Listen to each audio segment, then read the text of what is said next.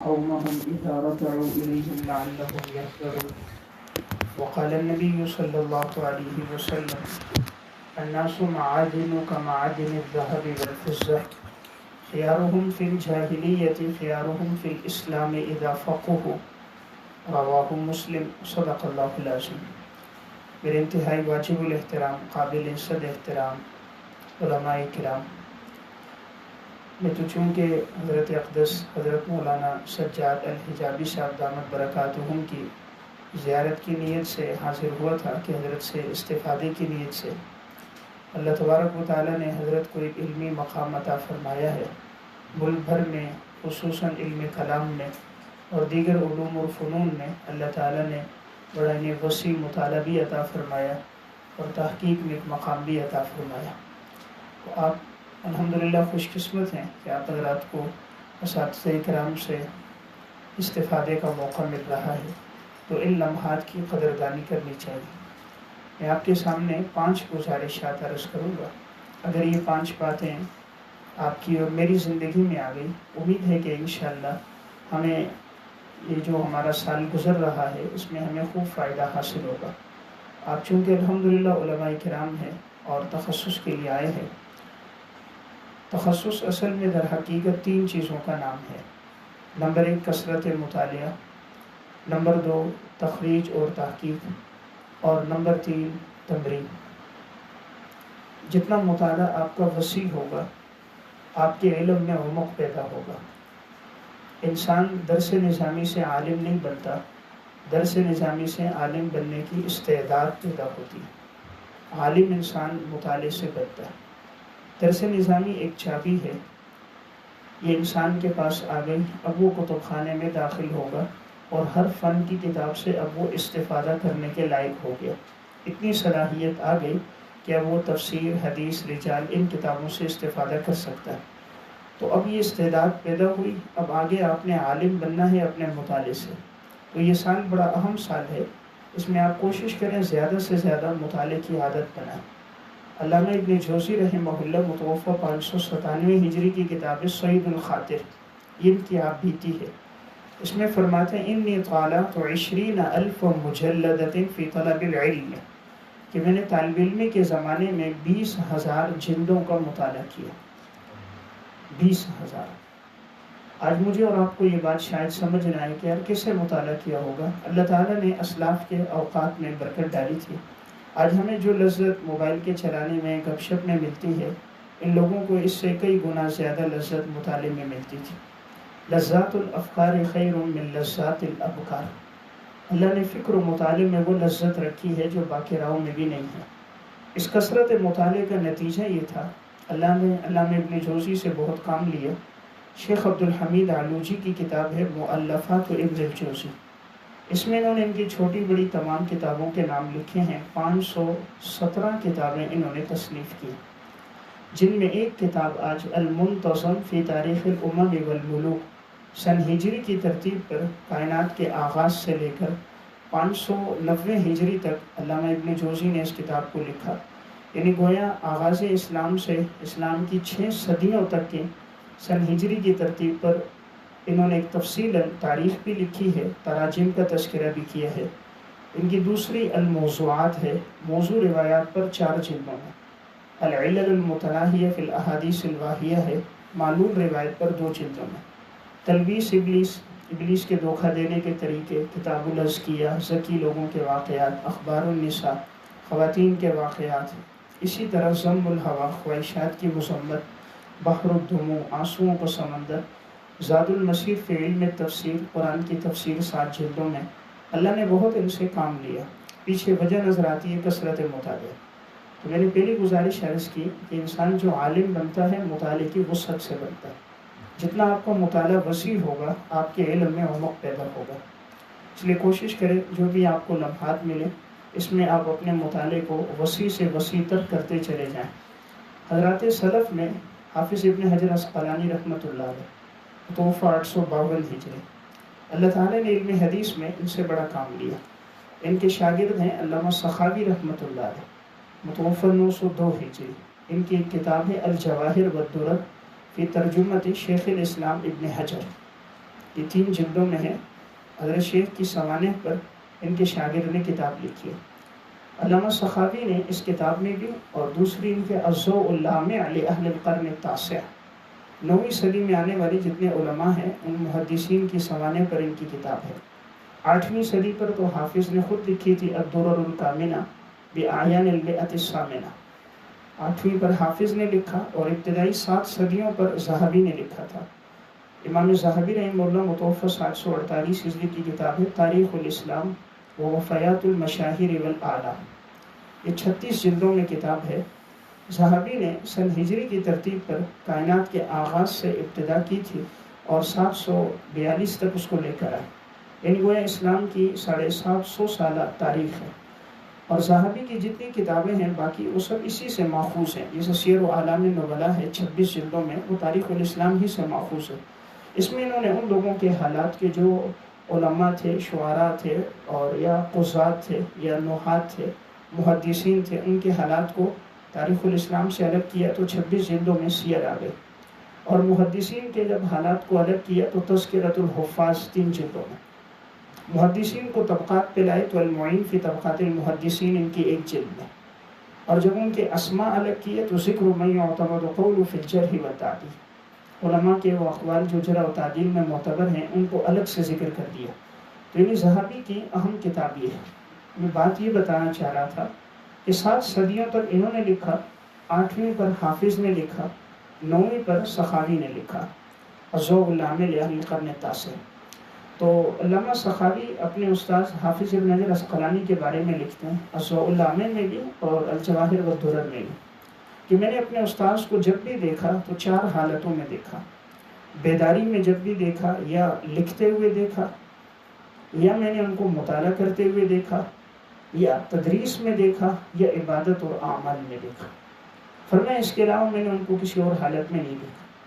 کہتے ہیں ایک دفعہ قلم تراش رہے تھے، اس دوران بھی زبان ہل رہی تھی، میں نے پوچھا تو فرمایا میں اس ٹائم میں درود شریف پڑھتا ہوں۔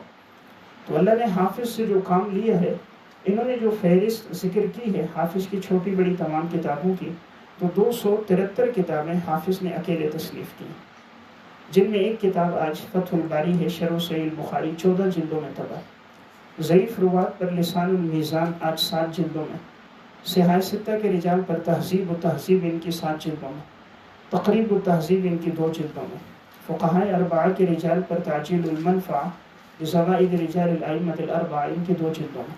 یعنی شاید کوئی عنوان ہو جو حافظ سے چھوٹا ہو، تو بنیادی وجہ تھی پیچھے مطالعے کی کثرت تھی۔ اس مطالعے کی وسعت کی وجہ سے اللہ تعالیٰ نے متنوع علوم پر اور عنوانات پر انہیں لکھنے کی توفیق عطا فرمائی۔ تو میں پہلی گزارش عرض کر رہا تھا، جتنا آپ حضرات اپنا وقت مطالعے میں لگائیں گے اور اپنے مطالعے کو وسیع سے وسیع تر کریں گے تو مستقبل میں آپ کو فائدہ پہنچے گا۔ یہ امام ذہبی رحمہ اللہ نے ان سے بڑا دین کا کام لیا۔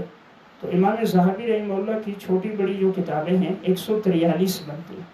تو میں نے عرض کیا ایک تاریخ الاسلام آج ان کی 36 جلدوں میں، صحاح ستہ پر ان کی الکاشف فی معرفت من له روایت فی الکتب الستہ ان کی 3 جلدوں میں، اور مزی امام مزی ہیں متوفی 742 کی، جو اسماء الرجال پر سب سے بڑی کتاب ہے، یہاں سامنے پڑھی بھی ہے، تہذیب الکمال ہے فی اسماء الرجال مزی کی۔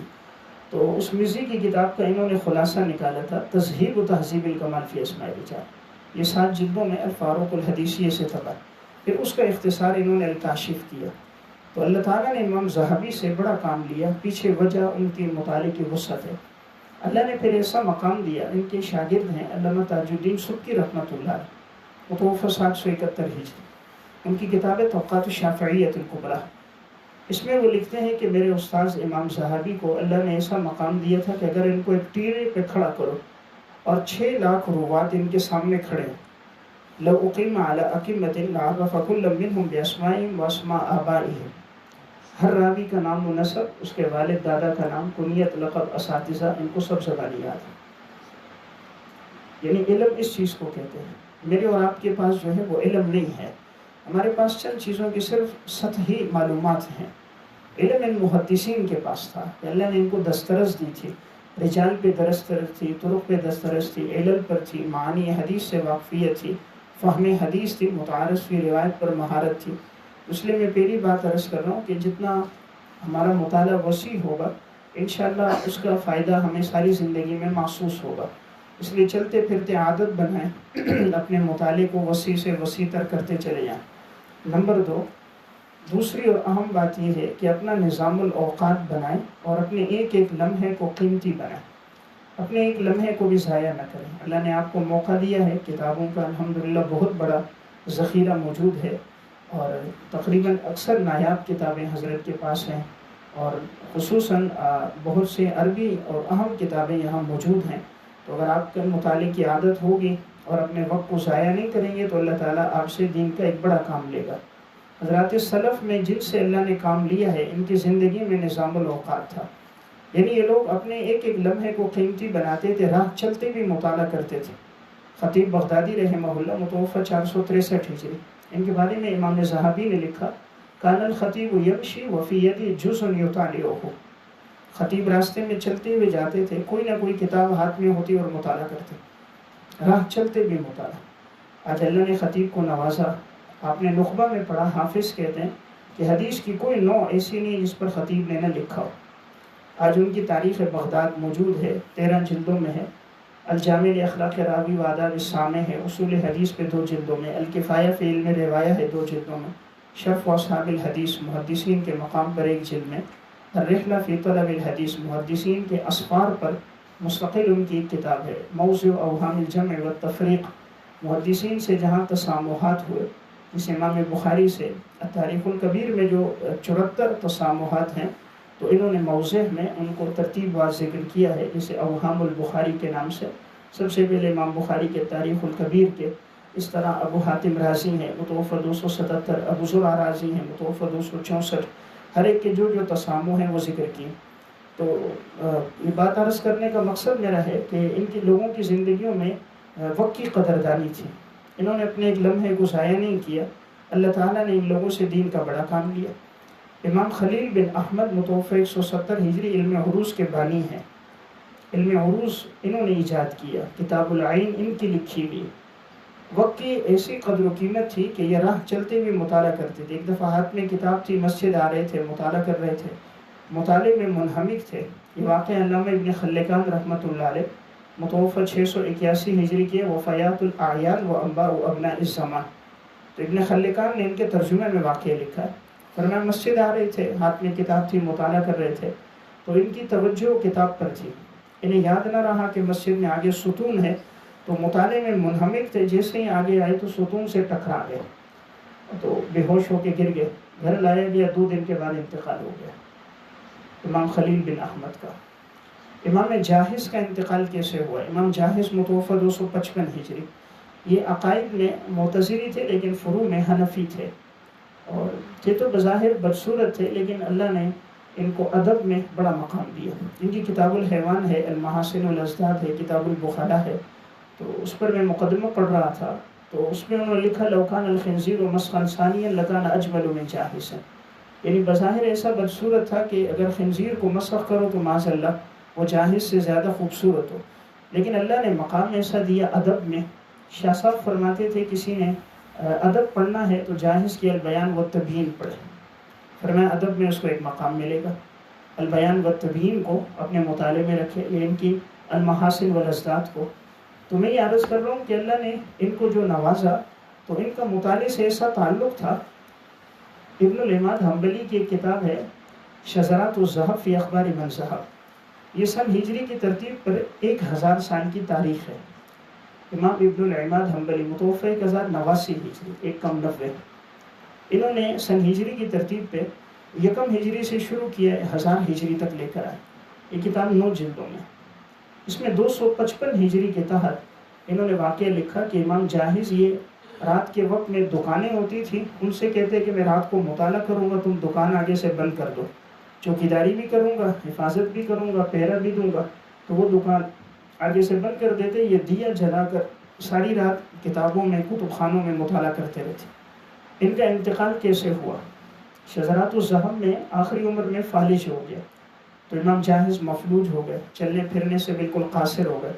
فالج کی وجہ سے آدھا جسم بالکل حرکت نہیں کرتا تھا، آدھے جسم میں تھوڑی بہت حرکت تھی.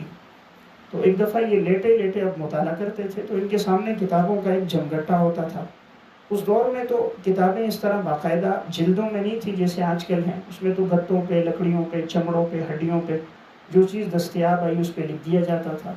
تو اس طرح کتابیں اوپر نیچے بہت ساری پڑی تھیں۔ تو جاہز درمیان سے ایک کتاب نکال رہے تھے، تو ایک ہاتھ سے یوں کھینچ کے جیسے نکالا تو وہ ساری کتابیں ان پر گر گئی۔ تو ابن العماد لکھتے کان موتہ بسقوط مجلدات العلم علیہ، ان کی موت اس طرح واقع ہوئی کہ علم کی جلدوں کے نیچے دب کر جاہز کا انتقال ہو گیا۔ تو گھر والوں کو پتہ نہیں چلا، وہ سمجھے شاید مطالعہ کر رہے ہیں، بیمار ہیں۔ تو وہ جب کھانا لے کر جب پہنچے ہیں تو دیکھا جاہز نیچے ہیں، کتابیں ہٹائی تو انتقال ہو چکا تھا۔ یعنی جسم مفلوج ہے اور فالج ہے، آخری عمر ہے، لیکن مطالعے کا ایسا ذوق ہے کہ اپنے ایک لمحے کو ضائع نہیں کرتے۔ تو میں نے دوسری بات عرض کی ہے، آپ اپنی زندگی کا ایک نظام الاوقات بنائیں، صبح سے لے کے رات تک پوری زندگی مستقبل کے حوالے سے، اس سال بھی، آنے والی زندگی میں بھی، کہ اپنے لمحے کو، ایک ایک لمحے کو قیمتی بنائیں۔ ماضی قریب میں آپ دیکھیں اللہ تعالیٰ نے حکیم الامت حضرت مولانا اشرف علی تھانوی رحمہ اللہ، متوفی 1362 ہجری، اللہ تعالیٰ نے حضرت سے دین کا بہت بڑا کام لیا، اپنے دور کے مجدد ہے۔ معاصر حکیم الامت میں ایک واقعہ ہے، اس عنوان کے تحت وقت کی قدر و قیمت ہے۔ حضرت تھانوی رحمہ اللہ کے پاس حضرت کے استاذ شیخ الہند حضرت مولانا محمود حسن رحمۃ اللہ علیہ ہے۔ حضرت شیخ الہند متوفی 1339 ہجری، حضرت شیخ الہند حضرت تھانوی رحمہ اللہ کے استاذ ہیں۔ تو جب حضرت کے یہاں آئے تو حضرت نے اپنے استاذ کا اکرام کیا، تو پھر بیٹھے رہے ساتھ، فرمایا اگر استاد جی اجازت ہو اس وقت میرے تھوڑا لکھنے کا معمول ہے۔ حضرت نے کہا ضرور جاؤ۔ حضرت تھانوی رحمہ اللہ کہتے ہیں میں گیا، تھوڑا بہت لکھا، واپس جلدی آ گیا۔ تو حضرت شیخ الہند رحمہ اللہ نے کہا بہت جلدی آ گئے؟ فرمایا حضرت میں نے چاہا ناغہ نہ ہو تاکہ برکت ختم نہ ہو جائے، تو اس لیے میں نے تھوڑا سا لکھا، جلدی آ گیا کہ میرے استاد محترم آئے ہوئے ہیں۔ تو دیکھیں اتنا حضرت تھانوی رحمہ اللہ کی زندگی میں نظام الاوقات تھا، اللہ نے دین کا بڑا کام لیا۔ تو دوسری میری گزارش ہے کہ آپ حضرات اپنی زندگی کے ایک نظم طے کریں، اپنے ایک ایک لمحے کو قیمتی بنائیں۔ امام بخاری اور مسلم کے استاذ ہیں امام عبید بن عیش رحمۃ اللہ علیہ، متوفی 229 ہجری۔ امام ذہبی نے سیر و اعلام نبلاء میں ان کے حالات میں لکھا، یہ فرماتے ہیں اقمت 30 سنة ما اکلت بیدی وکانت اختی تلقمنی وانا اکتب، میری زندگی کے 30 سال گزر گئے، میں نے اپنے ہاتھ سے کھانا نہیں کھایا، میری ہمشیرہ لقمہ بنا کے میرے منہ میں ڈال دیتی اور میں اس دوران بھی لکھتا تھا۔ 30 سال تک اپنے ہاتھ سے کھانا نہیں کھایا۔ جس دن ہمشیرہ بیمار ہوتی، مصروف ہوتی، کھانا ترک کر دیتے، کھانا کھانے میں وقت لگے گا، میرا یہ وقت مطالعے میں لگ جائے۔ اللہ تعالیٰ نے انہیں نوازا۔ اللہ تعالیٰ تو بڑا قدردان ہے نا، وَكَانَ اللَّهُ شَاكِرًا عَلِيمًا، اللہ بڑا قدردان ہے، جاننے والا ہے ہمارے ارادوں کو، نیتوں کو، ہماری محنت کو، ہمارے قول اور عمل کو تو اللہ جانتا ہے۔ اللہ سے کوئی چیز مخفی نہیں، اور اللہ ہمارے مستقبل کا فیصلہ ہمارے حال کی محنت پر کرتا ہے۔ جتنی محنت ہوگی مستقبل میں اللہ آپ سے دین کی خدمت لے گا۔ اس لیے میں نے ایک بات عرض کی، دوسری کہ نظام الاوقات بنائیں۔ تیسری گزارش یہ ہے کوشش کریں اپنے آپ کو گناہوں سے بچائیں۔ آپ کا جو حافظہ تیز ہوگا وہ آپ گناہ سے بچیں گے تب۔ آج کے دور میں موبائل ایک بڑا فتنہ ہے، اس لیے تو سادہ موبائل استعمال کریں یا اپنے آپ کو محدود رکھیں۔ خصوصاً یہ سال آپ کا اہم سال ہے، اس سال میں بالکل استعمال نہ کریں۔ آئندہ بھی زندگی میں اگر سادہ موبائل استعمال کریں گے آپ کا وقت محفوظ ہوگا، آپ کا حافظہ اچھا ہوگا۔ علم کے لیے جو سب سے بڑی آفت ہے وہ نسیان ہے، نسیان کا سبب معصیت ہے، گناہ کی وجہ سے انسان علم بھولتا ہے۔ حافظہ تیز غذاؤں سے نہیں ہوتا، یہ اسباب ہیں، علت تقویٰ ہے، غذا سبب ہے، اس کا انکار نہیں کر رہا، آپ غذا کھائیں، لیکن علت تقویٰ ہے۔ محدثین نے کوئی طاقتور غذائیں نہیں کھائیں، فاقوں میں زندگی گزری ہے، 2 دن 3 دن فاقہ تھا۔ امام بخاری رحمہ اللہ کہتے ہیں تاریخ بغداد میں، سیر میں، ان کے ترجمہ میں کہتے ہیں جب میں آدم بن ابی یاس رحمۃ اللہ علیہ کے پاس پڑھتا تھا، امام بخاری کہتے ہیں میرے پاس کھانے کے لیے کچھ نہیں ہوتا تھا، میں جب شام کے وقت گھر آتا تو نہر کے کنارے چلتے ہوئے گھاس توڑ لیتا اور اس کچی گھاس کو پانی سے دھو لیتا اور میں کھا لیتا۔ اس طرح میں نے اپنے ابتدائی ایام گزارے، گھاس کھاتا۔ محدثین میں جن کے حالات پڑھیں گے ان کی زندگی تنگدستی میں گزری، ان کو جو اللہ نے حافظے دیے تھے وہ ان کے تقویٰ پر دیے تھے۔ امام بخاری کی زندگی دیکھیں کیسی محتاط ہے، تاریخ بغداد میں ان کے ترجمے میں بالسند ہے، فرماتے انی ارجو ان القی اللہ ولا یحاسبنی انی اغتبت احدا، مجھے امید ہے کہ کل قیامت کے دن میرے نام اعمال میں غیبت کا گناہ نہیں ہوگا۔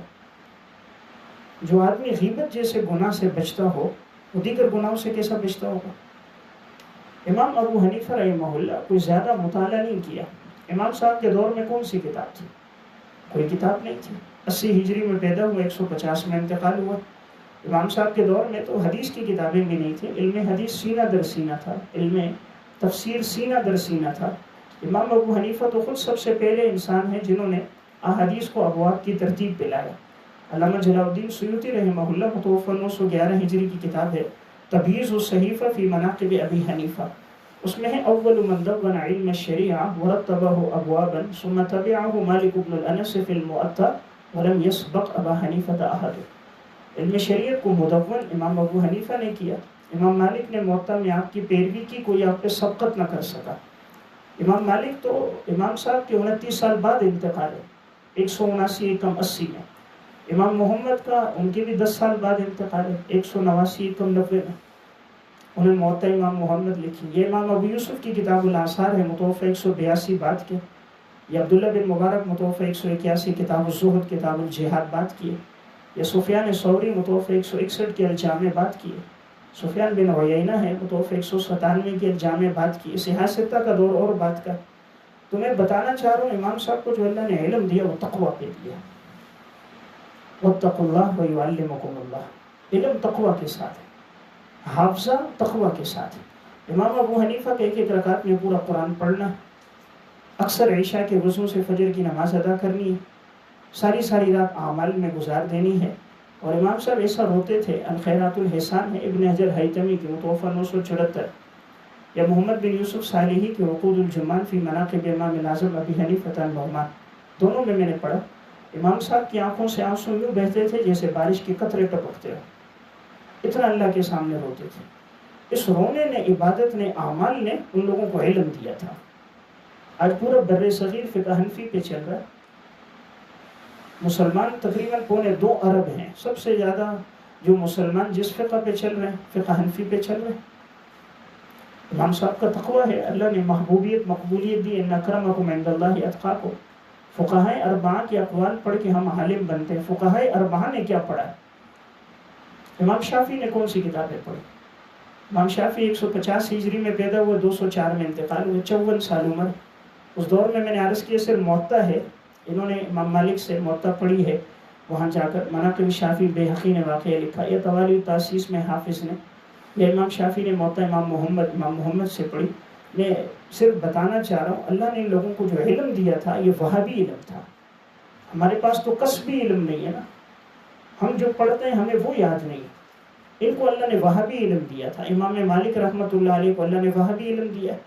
امام مالک کے دور میں کون سی ایسی کتابیں جو انہوں نے لغت پر، معانی پر، بیان پر، بدی پر پڑھی ہو؟ لیکن اللہ نے امام مالک کو کیسا نوازا۔ آج ان کے اجتہادات آپ پڑھیں، اقوال پڑھیں، موطا میں پڑھیں، یا ابن رشد مالکی کی بدایت المجتہد نہایت المقتصد میں، یا علامہ ابن عبد البر مالکی متوفی 463 کی التمہید لما فی الموطا من المعانی والاسانید 26 جلدوں میں، یا ابن عبد البر کی الاستذکار الجامع لمذاہب علماء الامصار وفقہاء الامطار وفیما تضمنہ من المؤطا والرأی ذلک کلہ فی الاجاز والاختصار۔ یہ ان کی اس وقت 31 جلدوں میں کتاب ہے ابن عبد البر کی۔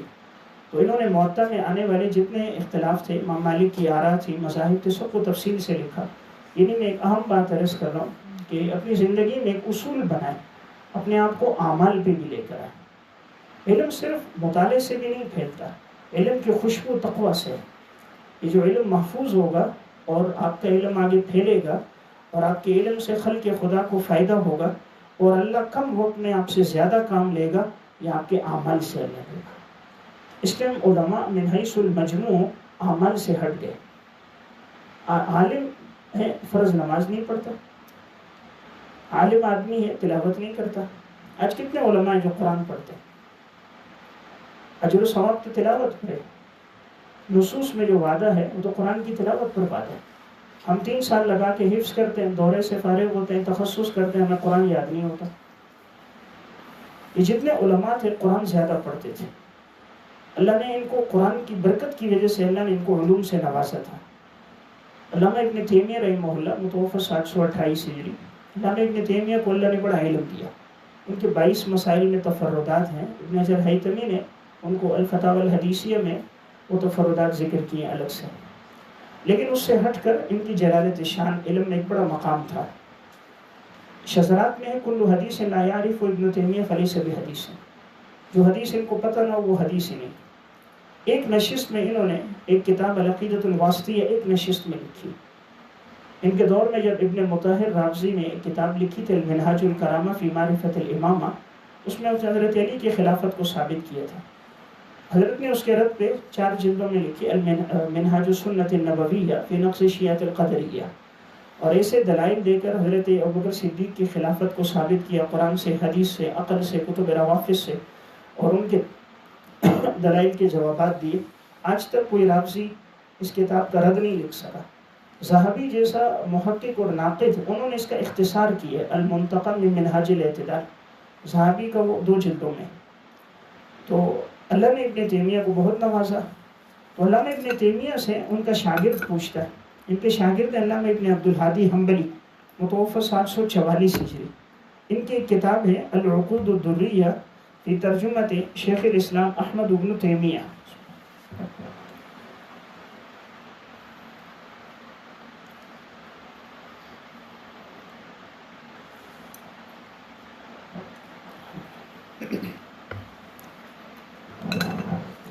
تو علامہ ابن عبدالہادی حنبلی رحمہ اللہ نے ابن تیمیہ رحمہ اللہ سے پوچھا کہ استاد جی اللہ نے آپ کو بڑا علم دیا، تو اس کی کیا وجہ ہے؟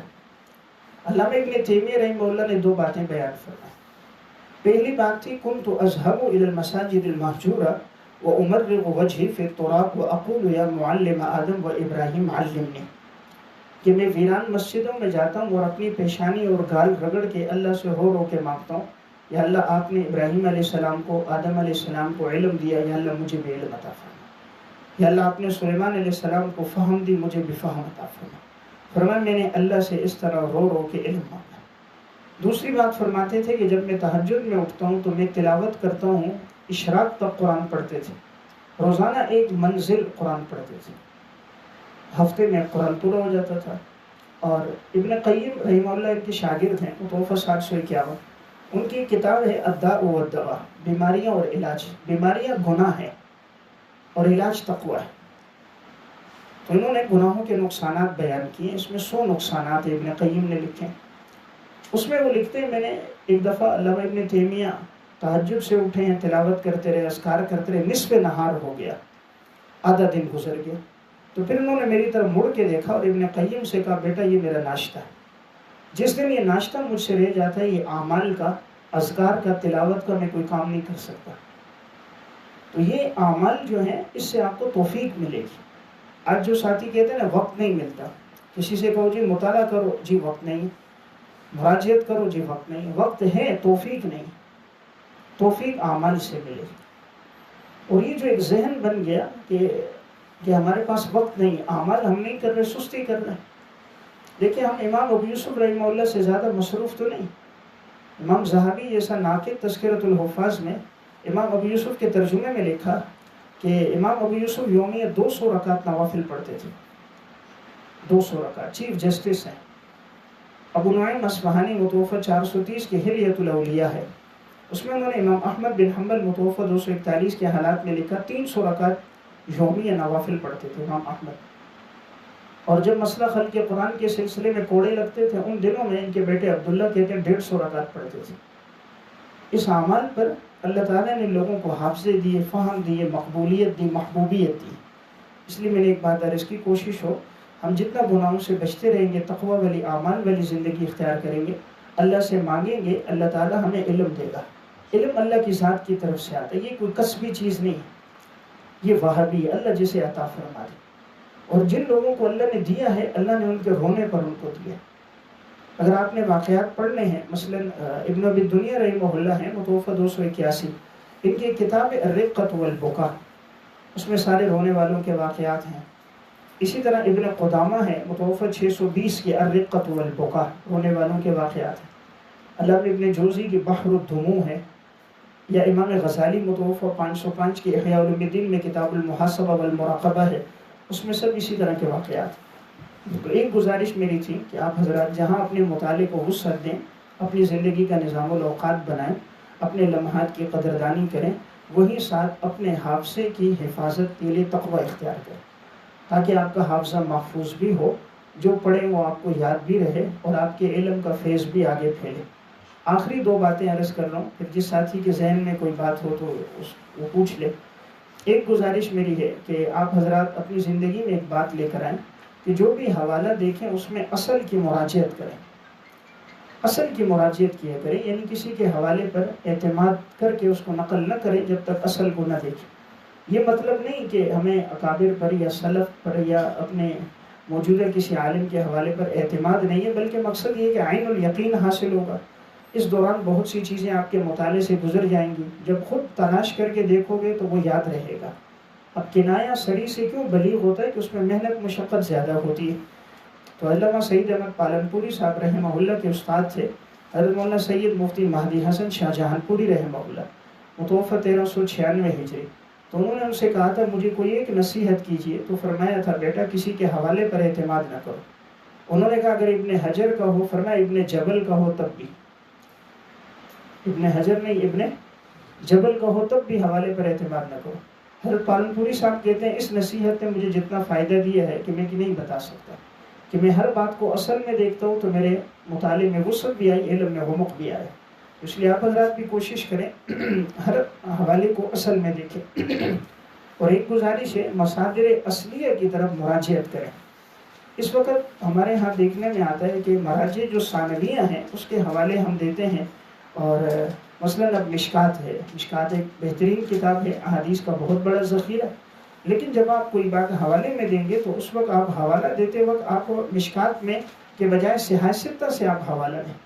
صحاح ستہ سے جب آپ کا حوالہ ہوگا وہ حوالہ زیادہ مستند ہوگا، کیونکہ اس میں سند کے ساتھ بات ہے۔ آپ کوئی تاریخ کی بات نقل کرنا چاہ رہے ہیں تو آپ نقل کریں امام ابن سعد رحمہ اللہ، متوفہ 230 ہجری کی کتاب ہے الطبقات الکبریٰ، بہت مفید کتاب ہے، آپ اس سے حوالہ ذکر کریں، اس میں سند کے ساتھ ہر بات آتی ہے طبقات الکبریٰ میں امام ابن سعد کی۔ اس طرح آپ تاریخ کی کوئی بات ہے علامہ ابن جریر طبری کی کتاب سے حوالہ دیں، متوفہ 310 ہجری، ابن جریر ہر بات کو سند کے ساتھ لے کر آتے ہیں، تو ان کتابوں سے حوالہ ذکر کریں جو سند کے ساتھ بیان کرتے ہیں۔ تو جب آپ اصل کی طرف مراجعت کرو گے آپ کی بات میں تحقیق آئے گی۔ مثلاً آپ ذہبی کی میزان الاعتدال سے حوالہ لکھ رہے ہیں، اب امام ذہبی میزان میں کہتے ہیں کہ یہ راوی اس پر امام بخاری کا کلام ہے، مثلاً وہ کہتے ہیں امام بخاری نے کافی نظر یا منکر الحدیث۔ اب یہ کہ آپ صرف ذہبی کی کتاب سے یہ حوالہ نہ دو، آپ بخاری کی التاریخ الکبیر سے ڈائریکٹ دو۔ بخاری کے تاریخ الکبیر طبع ہے، التاریخ الاوسط طبع ہے، تاریخ الصغیر طبع ہے، تو اگر بخاری کا کلام ہے اس راوی پر تو آپ اس کو تاریخ الکبیر سے اسی ترجمہ کے تحت دیکھ کر وہاں سے کلام ذکر کریں۔ ذہبی مثلاً کہتے ہیں کہ امام نسائی نے اس کو ضعیف کہا، نسائی متوفہ 303 ہجری، تو امام نسائی کی الضعفاء اس وقت طبع ہے، تو آپ نسائی کے الضعفاء سے حوالہ دیں۔ پھر تائید میں ذہبی کی میزان کا حوالہ بھی دے دیں۔ مثلاً ذہبی کہتے ہیں دارقطنی نے اس کو متروک کہا راوی کو، تو دارقطنی متوفہ 385 ہجری کی اس وقت الضعفاء والمتروکین طبع، تو آپ ڈائریکٹ دارقطنی کی الضعفاء سے حوالہ دیں۔ یا اکثر آتا ہے ابن عدی نے اس روایت پر کلام کیے، اس کو موضوع کا، ابن عدی متوفہ 365 کے الکامل فی ضعفاء رجال اس وقت طبع، تو آپ ڈائریکٹ ان سے حوالہ دیں۔ تو یہ تحقیق کا اصول ہے۔ ذہبی کی بات جب ذہبی کا کلام ذکر کرو، اگر آپ ذہبی کی بات ذکر کر رہے ہو کہ ذہبی اس روایت پہ کلام کر رہا ہے یا راوی پہ کلام کر رہا ہے، آپ میزان سے دو۔ لیکن اگر ذہبی کسی کا نقل کر رہا ہے تو پھر آپ اصل سے دو، وہ اصل اس وقت طبع، تو اس لیے پھر آپ کے حوالے میں جان آئے گی، قوت آئے گی۔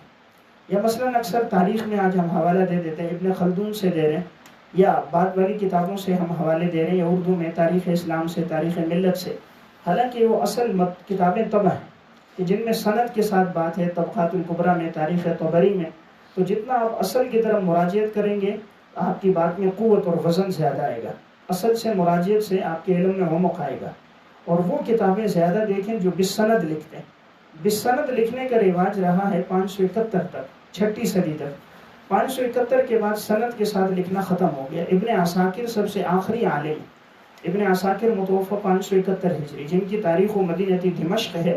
اس کے بعد انہوں نے بعد کے جو محدثین آئے 6 صدی کے بعد، انہوں نے پھر حوالہ دیا ہے، جیسے ابن اسیر ہیں جامع رسول فی حدیث رسول، یا علامہ ہیثمی ہے متوفہ 807 مجموع الزوائد و منبع الفوائد، انہوں نے 6 کتابوں کی حدیثوں کو لیا۔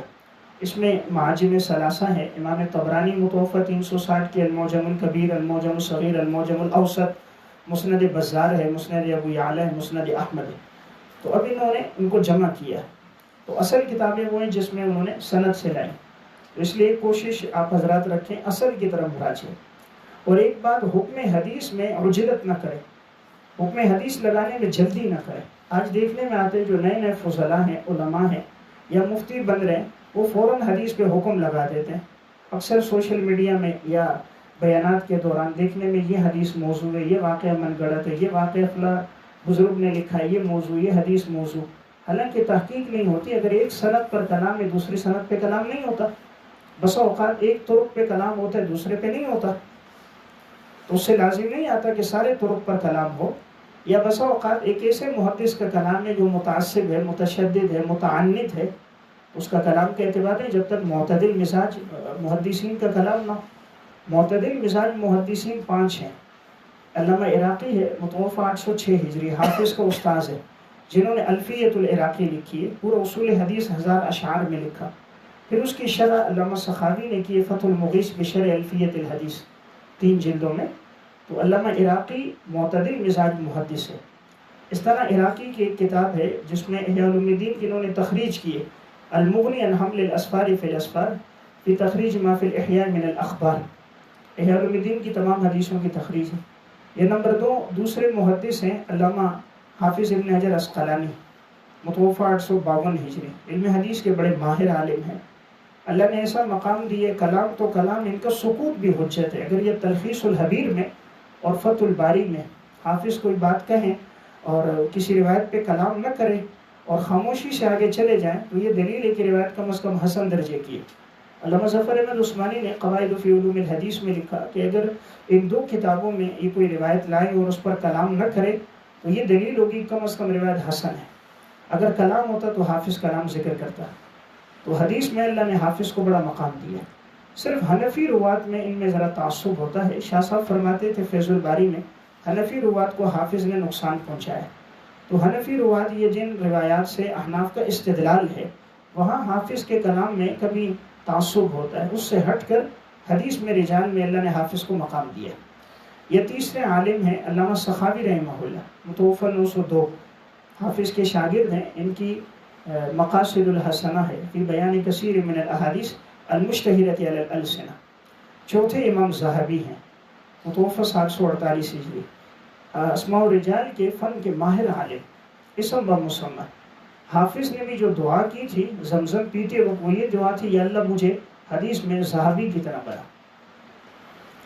ذہبی کی طرح مجھے حافظہ عطا فرما۔ ذہبی اس فن کا ناقد ہے، کوئی بھی روایت واقع آئے بغیر نقد کے آگے نہیں جاتا۔ تاریخ الاسلام میں، سیر میں ان کا معمول رہا، کوئی بھی بات ہے اس پر انہوں نے کلام کیا۔ اسی طرح ایک محدث ہیں وہ ملا علی قاری رحمہ اللہ متوفہ 1014، ان کے الموضوعات الکبریٰ ہے، الموضوعات الصغریٰ ہے۔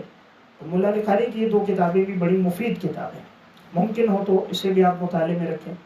شیخ عبد الفتاح ابو غدر رحمۃ اللہ علیہ متوفہ 1417 ہجری، ان کی جتنی تعلیقات ہیں اس کو مطالعہ کریں۔ ان کی تعلیقات میں علوم کا خزانہ ہے۔ شیخ عبد الفتاح اسماء و رجال کے حدیث کے تراجم کے امام ہیں۔ ان کے رفع و تکمیل پر حاشیہ ہے، تذکرۃ الراشد پر ان کا حاشیہ ہے، ظفر الامانی پر ان کا ہے، تعلیق الممجد پر ان کا ہے، 3 رسائل فی علوم الحدیث، 4 رسائل فی علوم الحدیث، 5 رسائل فی علوم الحدیث۔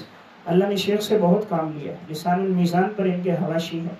تو جہاں بھی شیخ کے جو حواشی ملیں اس کو آپ ضرور مطالعہ کریں، اس میں آپ کو نایاب اور نادر معلومات ملے گی، اور ایک محقق عالم ہے۔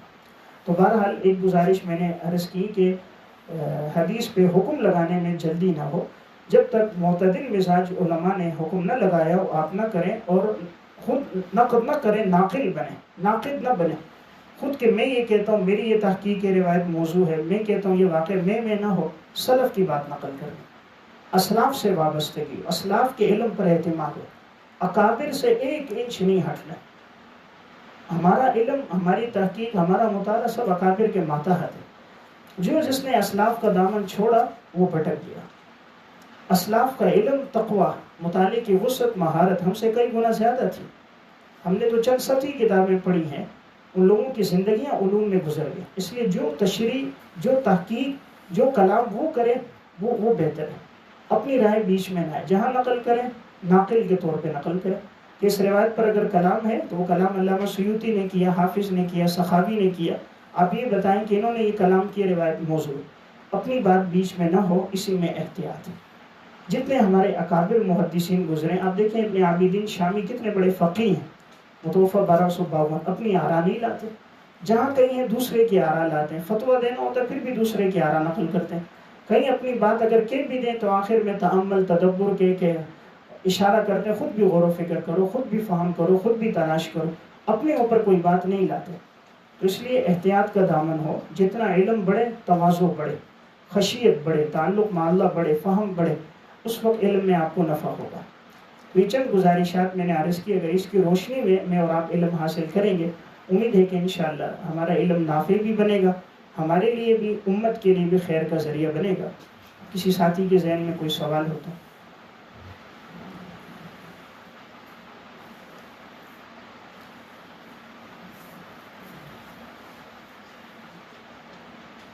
جی. اکثر یہ سنے کہ کثرت مطالعہ اور کثرت مطالعہ، لیکن پورے مطالعے کو ضبط کیسے کرے، یہ بڑا مسئلہ ہے. مطالعے کو محفوظ کیسے کیا جائے، یہ ان کا سوال ہے. مطالعے کو محفوظ کرنے کے 3 طریقے ہیں. پہلا طریقہ یہ ہے، آپ کوشش کریں اپنی کتابیں ذاتی خریدیں. جیسے ایک ڈاکٹر کے لیے آلات کا ہونا ضروری ہے. ایک ڈاکٹر دکان کھولے، اس کے پاس بلڈ پریشر کے لیے آلہ نہ ہو، بخار کے لیے نہ ہو، دیگر اس کے پاس آلات نہ ہو تو وہ ڈاکٹر نامکمل ہے. ایک عالم ہو، کتابیں نہ ہو تو وہ عالم نامکمل ہے. کتابیں ضروری ہیں. تو جب آپ کے پاس ذاتی کتابیں ہوں گی آپ کو مطالعے کی توفیق ملے گی. اب مطالعے کو محفوظ کرنے کے لیے آپ جو بات اندر پڑھیں اس پہ نشان لگائیں اور پہلے صفحے پر حاصل مطالعہ کو نوٹ کریں. جو آپ نے پڑھا پہلے صفحے پہ لکھ دیں. مثلا فلاں واقعہ، فلاں نقطہ وہ اس کتاب کی فلاں جلد فلاں صفحے پر، پہلے صفحے پہ، آخری صفحے پہ نوٹ کریں. اب جب کبھی آپ اپنی اس کتاب کو کھولیں گے تو ایک صفحے پہ نظر ڈالیں گے تو پوری 400 450 صفحوں کا خلاصہ آپ کے سامنے آ جائے گا. دوسرا یہ کہ اگر آپ کی کتاب ذاتی نہیں ہے تو آپ اپنے پاس رجسٹر یا ڈائری رکھیں. جو بھی کوئی علمی نقطہ، کوئی بات اہم نظر آئے تو اس حاصل مطالعہ کو اپنے الفاظ میں لکھ دیں. مثلا کوئی بات نظر آئی تو آپ لکھ دیں میں نے مثلا امام بخاری کا ابو زرع رازی کا واقعہ تہذیب و تہذیب کی 3 جلد فلاں صفحے پہ پڑھا. تو جب آپ وہ پورا حاصل مطالعہ لکھو گے تو جب کبھی زندگی میں اپنی وہ ڈائری رجسٹر اٹھاؤ گے، ایک نظر دوڑاؤ گے تو وہ سب مطالعہ آپ کا مستحضر ہو جائے گا. تیسرا یہ کہ اگر آپ یہ بھی نہیں کر سکتے تو جو مطالعہ کیا وہ کسی کو سنا دیا کرو یا اپنے آپ کو سنا دو، دہرا دو. جو آپ نے پڑھا چلتے پھرتے ٹائم ملے، آج میں نے یہ بات پڑھی، یہ پڑھی، یہ پڑھی، اپنے آپ کو دہراؤ، انشاءاللہ وہ محفوظ رہے گا. چوتھا طریقہ یہ ہے کہ یہ جو مطالعہ محفوظ ہوتا ہے یہ کثرت مطالعے سے ہوتا ہے. جتنا آپ مطالعہ زیادہ کرتے رہو گے آپ کا حافظہ تیز ہوگا. جیسے ایک مشین استعمال کرتے رہو، سرعت نہ استعمال کرو، زنگ لگ جائے، منجمد ہو جاتی. جتنا دماغ استعمال ہوتا رہے گا یہ بڑھتا رہے گا، اس کی صلاحیتوں میں اضافہ ہوگا. تو آج آپ 20 صفحے کرتے ہیں، پھر 30 کریں، پھر 40 کریں. جتنا مطالعہ ہوگا آپ کا حافظہ تیز ہوگا. پھر میں نے عرض کیا نا کہ مطالعہ محفوظ تقوی سے ہوتا ہے. اس لیے جتنا گناہوں سے بھی بچتے رہیں گے آپ کا مطالعہ محفوظ بھی اس سے بھی ہوتا رہے گا. تو انشاءاللہ ان چیزوں کو یاد رکھیں. باقی مطالعہ بھولتا نہیں ہے انسان، یہ ایک شیطانی وسوسہ ہے. شیطان کہتا ہے بھئی تمہیں مطالعہ یاد نہیں رہتا، چھوڑ دو. مطالعہ ہر ایک کو یاد رہتا ہے. کسی کو 100% رہتا ہے، کسی کو 70%، کسی کو 40%، لیکن یاد رہتا ہے.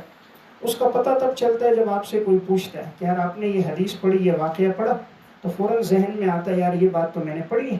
تو تھوڑا سا ذہن دوڑاتے یاد آتا ہے فلاں کتاب میں پڑھا ہے، تو آپ اس کو بتا دیتے ہو. نہیں تو مراجعت کر کے بتا دیتے ہو. اگر مطالعہ نہ کیا ہوتا کیسے بتاتے؟ تو مطالعہ یاد رہتا ہے. یہ شیطانی وسوسہ نہیں رہتا ہے. البتہ کسی کو کثرت ممارست سے زیادہ رہتا ہے، کسی کو کم رہتا ہے. تو عادت بنائیں، رفتہ رفتہ عادت بنتی جائے گی، حافظہ تیز ہوتا رہے گا، انشاءاللہ یاد رہے گا. اور کوئی؟ اگر آپ کھڑے ہو جائیں تو سب کا آواز پہنچ جائے گی. مطالعہ کے لیے بیٹھتا ہوں تو میرا دل یہ تنگی کر رہا ہے، بس دل چاہتا ہے کہ اٹھ جاؤ اس کتاب سے. تلاوت کرتا ہوں میں ایسا ہوتا ہے، مطالعہ کرتا ہوں تو ایسا ہوتا ہے بالکل دل تنگی کر رہا ہے. اس میں یہ ہے، انسان جب بھی کبھی ایسا وقت آئے کہ مطالعے کو یا اعمال کو دل نہ کرے تو آدمی 2 رکعت صلاۃ الحاجت پڑھے، صلاۃ التوبہ پڑھے، اللہ کی طرف رجوع بھی ہو، اللہ سے دعا بھی کرے. پھر نہ بھی دل چاہے آپ مطالعے کی عادت بنائیں. جو چیز اس کے لیے مضر ثابت ہے نا اور اس کے لیے رکاوٹ ہے، اس کو زندگی سے ختم کرے. مطالعے کا دل کیوں نہیں کر رہا؟ یا اس کی وجہ موبائل ہوگی، یا اس کی وجہ نیند پوری نہیں ہو رہی ہوگی، یا اس کی وجہ کثرت اختلاط ہوگا، ساتھیوں کے ساتھ زیادہ گپ شپ کی عادت ہوگی، یا زیادہ سونا ہوگا، یا زیادہ کھانا ہوگا. تو جو اس کے لیے باعث ہے اس کو زندگی سے ختم کرے. جب وہ باعث ختم ہوگا، وہ مانع ختم ہوگا، تو پھر مطالعے کی طرف خود رجوع بڑھے گا. تو ہر دن آدمی محاسبہ کرے کہ میرا وقت کس میں زیادہ گزر رہا ہے. تو آپ دیکھیں میرے 24 گھنٹوں میں صبح سے لے کے رات تک میرا وقت کس کس میں گزرا، کیا کیا معنی پیش آیا، کتنا وقت مطالعہ کیا، کتنا گپ شپ میں، کتنا غیر ضروری کاموں میں گزرا. ان موانع کو ختم کریں. جب یہ رفتہ رفتہ ختم ہو جائیں گے، مزاج میں اعتدال آئے گا، پھر انسان کا دل خود رفتہ رفتہ کرنا شروع ہو جائے گا. ساتھ ساتھ 2 ذکر بھی کرتے رہے. ایک سبحان اللہ و بحمدی سبحان اللہ العظیم، اس سے اللہ کی محبت نصیب ہوتی. پھر دنیا میں ہر چیز کی محبت ہٹ جاتی ہے. پھر اعمال والی زندگی، تقوی والی زندگی اللہ نصیب فرماتا ہے. حدیث میں بھی ہے کلمتان حبیبتان الی الرحمن خفیفتان علی اللسان ثقیلتان فی المیزان سبحان اللہ و بحمدی سبحان اللہ العظیم. اور نمبر 2 لا الہ الا اللہ. اس کا ورد چلتے پھرتے کرتے رہیں.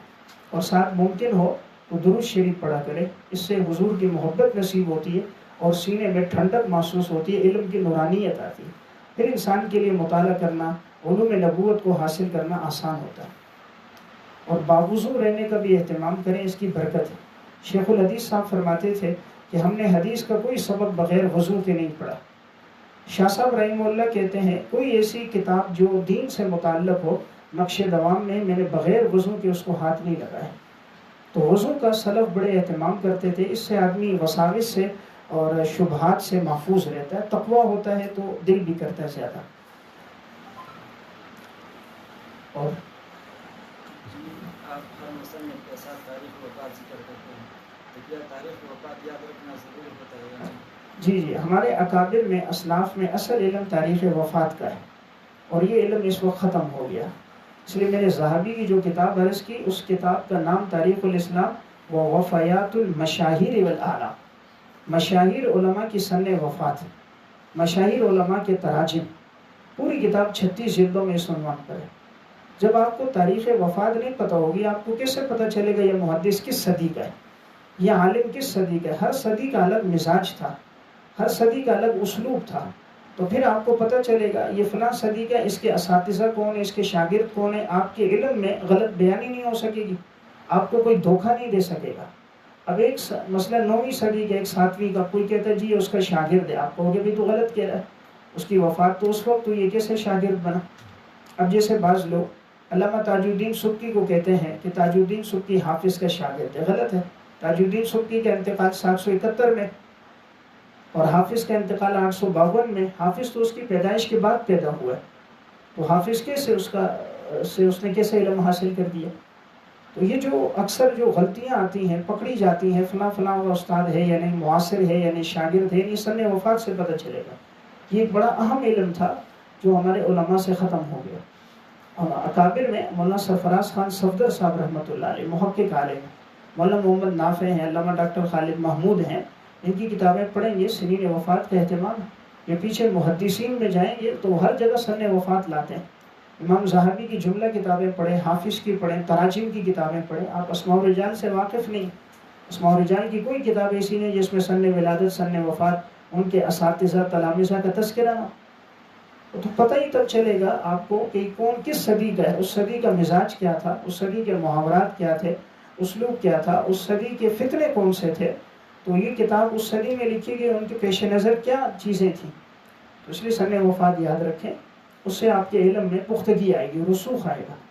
اب یاد کیسے رکھیں؟ دوسرا سوال یہ، یاد رکھنے کا طریقہ یہ کہ آپ سن وفات اپنے پاس نوٹ کریں، ہر ایک کی سن وفات اپنے پاس لکھیں اور پھر اپنے ذہن میں دہراتے رہیں۔ مثلا حافظ کی وفات 852 ہے، سخاوی کی وفات 902 ہے، سیوطی کی وفات 911 ہے، ابن کثیر کی 774 ہے، ابن الملقن کی 806 ہے، عراقی کی 807 ہے، ہیثمی کی رحمہ اللہ کی 807 وفات ہے، ملا علی قاری کی 1014 ہے، شاہ صاحب کی 1352 ہے، حضرت تھانوی کی 1362 ہے، حضرت مدنی کی 1377 ہے، امام غزالی کی 505 ہے، یا امام رازی کی 606 ہے، تاج الدین سبکی کی 771 ہے، ان کے والد تقی الدین سبکی کی 756 ہے، یہ امام مزی کی 742 ہے، زہابی کی 748 ہے، ابن تیمیہ کی، تو میں اگر بیان کروں گھنٹہ لگے تو اصل علم یہ ہے، اس سے اپنی مناسبت پیدا کریں تو انشاءاللہ اس کا فائدہ آپ کو زیادہ ہوگا۔ اس کو اپنے پاس لکھیں اور اس کو دہراتے رہیں۔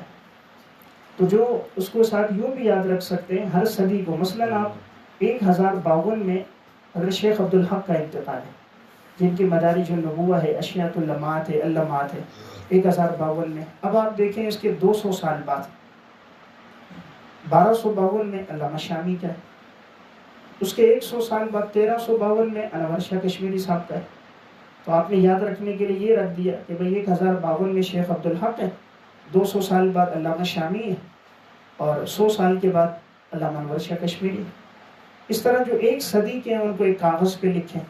یہ جو 8ویں صدی تھی یہ محدثین کی صدی تھی، اس میں سارے بڑے بڑے جو محدث آئے ہیں اور علم کے ناقدین محققین 8ویں صدی میں آئے۔ 8ویں صدی کے سب اپنے پاس نوٹ کریں، جیسے ابن دقیق العید ہے 702 میں انتقال ہے، علامہ نصفی ہے 711 میں، ابن تیمیہ ہے 728 ہے، ابن قیم ہے 751 ہے، امام مزی ہے 742، زہابی ہے 748، ابن عبدالہادی ہے 744، ابو حیان البحر المحیط والا 745، تاج الدین سبکی ہے 771، ان کا والد تقی الدین سبکی 756 میں انتقال ہے، ابن کثیر کا 774 میں انتقال ہے، ابن رجب حنبلی 795 میں انتقال ہے، زرکشی کا 794 میں، ابن فرہون کا 799 میں۔ یہ پوری جو صدی ہے یہ علم کی صدی ہے۔ تفتزانی ہے 793 میں ان کا انتقال ہے۔ تو ایک صدی کے آپ اپنے پاس نوٹ کریں، تو پھر اس کو اپنے ذہن میں دہرائیں، چند دنوں کی انشاءاللہ آپ کی ممارست ہوگی، آپ کو یاد ہوگا انشاءاللہ۔